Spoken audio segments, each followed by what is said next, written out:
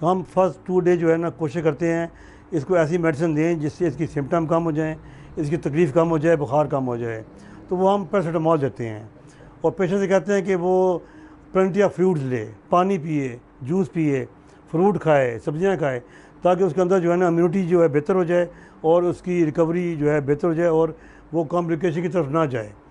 तो उसमें हम ये कहने के बाद फिर हम उसे कहते हैं अगर आपका बुखार 2 दिन तक ठीक ना हुआ तो थर्ड डे में आपका टेस्ट करवाएंगे।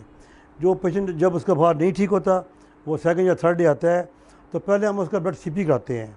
ब्लड सीपी में हमें उसमें एक होता है WBC, वाइट ब्लड सेल्स होते हैं। एक तो वो नॉर्मल रेंज से थोड़े कम होते हैं या लोअर साइड पे होते हैं, एक उससे हमें आइडिया होता है। दूसरे जो प्लेटलेट्स हैं वो आमतौर पे थोड़े से नॉर्मल से कम हो जाते हैं। उसके बाद अगर वो दोनों चीज़ें कम हो तो हमें इसमें शुबा पैदा होता है, शक पैदा होता है कि इसको डेंगू हो सकता है।